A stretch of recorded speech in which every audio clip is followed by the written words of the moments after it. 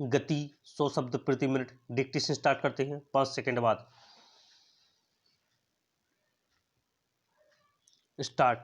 महोदय, जब तक अहिंदी भाषी हिंदी को हृदय से स्वीकार नहीं करते तब तक वह राष्ट्रभाषा का स्थान नहीं पा सकती, और यह तभी हो सकता है जब वे यह समझें कि इसमें उनका भी योगदान है और उन्होंने इससे केवल लिया ही नहीं बल्कि इसे कुछ दिया भी है, और उन पर कोई दूसरी भाषा लादी नहीं गई है बल्कि यह उनकी ही भाषा है।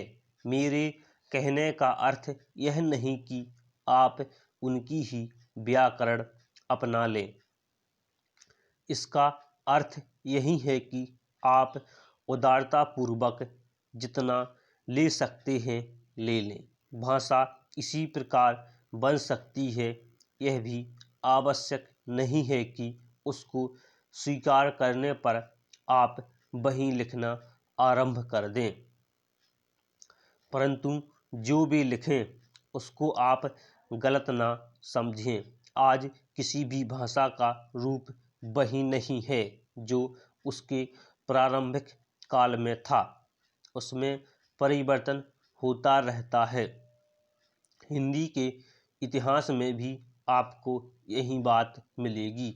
मैं हिंदी का कोई विद्वान नहीं हूँ, पर मैं अपने अनुभव से कह सकता हूँ कि उसमें भी पिछले 500-600 वर्षों में बहुत बड़ा अंतर पड़ा है तथा पहले की और आज की हिंदी में काफ़ी अंतर है।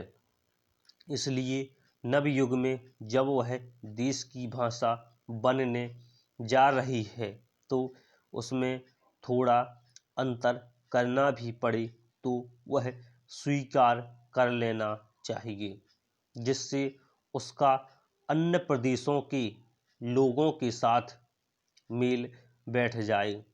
कई अहिंदी भाषी लोगों ने भी हिंदी की काफ़ी सेवा की है। आपके राज्यपाल महोदय अहिंदी भाषी हैं और इन्होंने अपनी भाषा की बड़ी सेवा की है। यह भी हिंदी के पक्ष में थे और इन्होंने बड़ा योग दिया, जिसके कारण हम संविधान सभा में सफल हो सकें। इनका भी यही विचार है जो मेरा है। मैं चाहता हूँ कि इनको भी हिंदी की सेवा करने का अवसर दिया जाना चाहिए। उसका फल हिंदी के लिए और देश के लिए अच्छा ही होगा।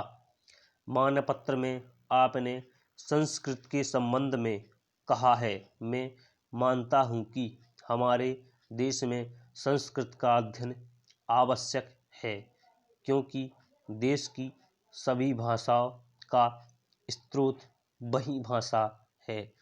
संस्कृत से हमारा संबंध अटूट है। इसकी पढ़ाई लिखाई कम हो गई है। यह हमारे लिए दुख की बात है। मैं आशा करता हूँ कि इसकी उन्नति होगी। स्टॉप।